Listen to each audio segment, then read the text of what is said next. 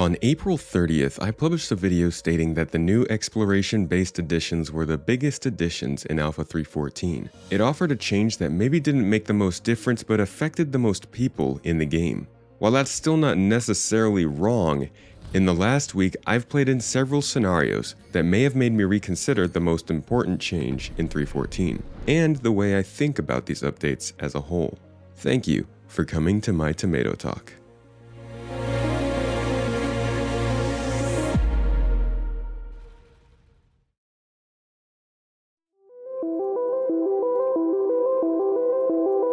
Over the course of a year, we've seen 3 patches all introducing brand new ships.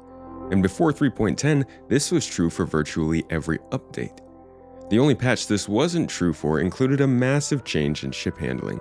The other had its fair share of changes as well, but we won't make any connections there. That being said, 3.14 is another ship light update, with just a variant making this the first non-new vehicle patch in a year. However, it again has some major changes to ships across the board. You just wouldn't know this looking only at the roadmap. Let's dive into Spectrum for as briefly as possible.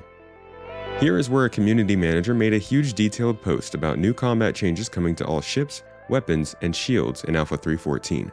Not to mention, the flight model even feels different for ships.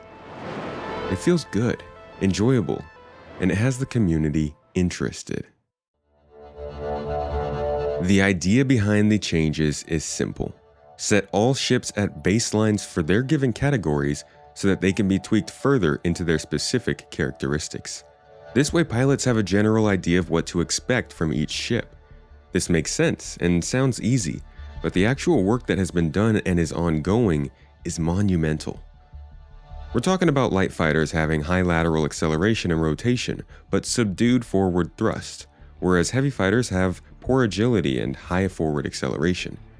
This is covered and expanded across all fighters now in various ways, but does not seem to affect larger ships just yet. While shield changes such as removing shield hardening and creating single-face shields for small ships were a big part of this update, this is only part 1 of a multi-part shield update which I will wait to cover in depth. Though keep in mind the changes that are apparent are in preparation of shield emitters, a key part of the defensive balance in ships. These changes, like the rest we are about to discuss, show a clear path, finally, towards how this game will function on a more in-depth level. Weapon systems, for instance, have seen a complete shakeup in coordination with a new power management system. Players will now need to understand their armament, what it consists of, which groups they're partitioned to, and who their foe is, if they want to consistently and efficiently excel at dogfighting. Balancing your capacitors to charge your weapons only when needed, making sure to always maintain a sustainable energy pool between your 2 weapon groups, flying ships with turrets to take advantage of the new turret-based benefits, and using your ballistics sparingly only when absolutely needed. These are just a few examples of the things I've learned in the last 5 days of testing. While these things may sound daunting for newcomers, the aim with these changes is to make sure the combat system begins its balancing now, so that an adequate amount of content can be properly populated for players across all skill levels. Plus, I suck at combat, so if I can pick it up, most other people can too. This is ultimately meant to raise the skill ceiling for those interested, much like components and gadgets do in mining.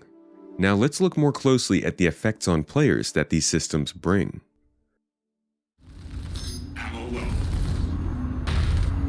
The previously mentioned power system and associated capacitors have seemed to slow combat preparations down, but speed the actual battles themselves up.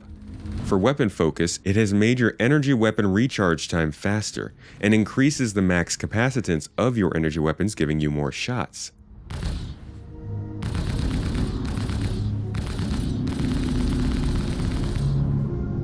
Focusing on thrusters will decrease your boost recharge time, boost being something that slowly increases the acceleration of your thrusters. Think of it like a turbo with a bit of boost lag.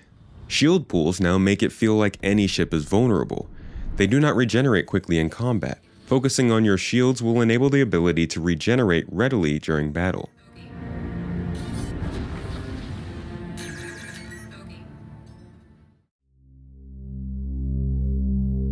All of these are incredibly useful perks, and they're not locked behind a skill tree or a level check. These choices are what will make the game.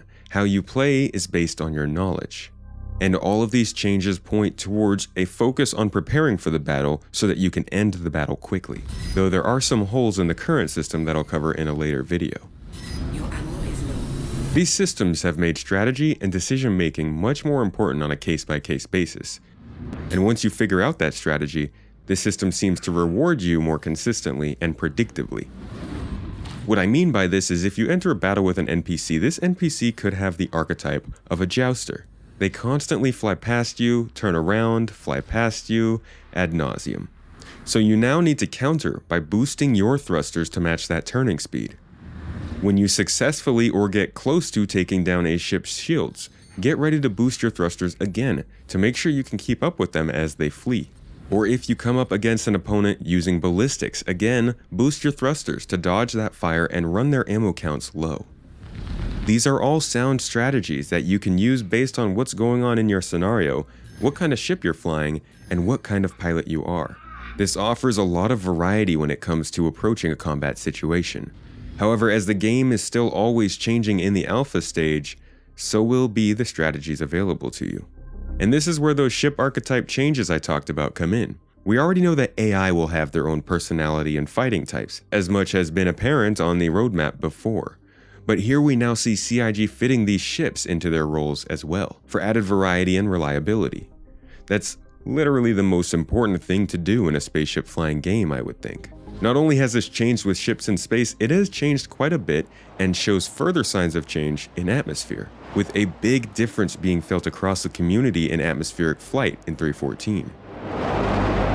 Get ready for more atmospheric flight-based bounties and missions given those touch-ups and the upcoming planetary navigation mesh that pops up on those monthly reports. But more than anything, this update has me curious to the direction of patches. 3.14 feels like a very combat-focused patch. Between the HUD, better scanning, the massive rebalancing, missile updates, and more, there seems to be a bit of a theme. 3.15 already has signs of being a very survivability-focused patch, with limited inventory, new actor status effects, hospitals, and medical gameplay. Let's see what other features sneak in there, and what lines up on 3.16. With a new focus on forward-facing content, which I explain my theories about in my History and Future of Star Citizen video, I think we could start to see the occasional theme-heavy updates, like ones you might expect from No Man's Sky. It's only an early theory and may be too early to tell, but I figured I'd share it with you and we can see together.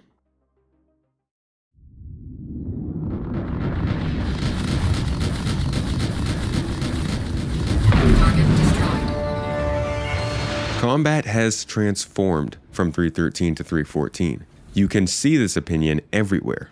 The decisions you make will be affected by the new update. Ballistic and energy weapons, missiles, fighter class, and the way you fly all are starting to really hold weight. And it's only the beginning of combat tuning. This also means not everything wrong with combat has been fixed. If anything, this creates more work, which is partially why the 3.14 PTU phase will be the longest yet. It's only just the start though.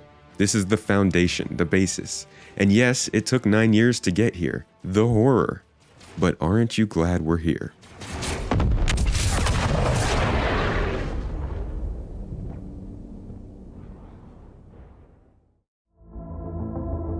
There are still many changes that will affect combat and the way you fly. In the very near future, we have bombs, new MFDs, new HUDs that will affect navigation, shield emitters, and the possibility of improved stability. But far past these features, we'll still need to consider electronic warfare, capital ship battles, espionage, mixed arms assault, and more. The world of Star Citizen is an expansive and detailed one, and following suit as a big part of it, it seems combat will be the same. However, I'm more of an exploration guy myself. If you'd like to learn more about combat, I suggest checking out my friend Moist Noodle on Twitch. He helped me out with this video and knows his stuff. If you'd like more general Star Citizen content though, you're in the right place. Monthly progress reports, patch reviews, yearly updates, feature deep dives, and more. I've got you covered. And if you'd like to support this content for as low as $1 a month, you can on Patreon, while getting other perks like early videos and exclusive coverage. Finally, remember to go back and find that secret code I've hidden in this video as well as others to get your extra entries into my $600 value giveaway coming up soon. Enter below in the video description. I hope you were able to learn something in this video, and I'll catch you later. Special thanks to my top supporters TK, Valiant15, The Alpaca, Holston Coop, The Huntress, Falcus Vipus, Dosek, Guilty Conscious, Extreme Tuber 7, El Gordo, Stuart Granger, Niku, and Jin.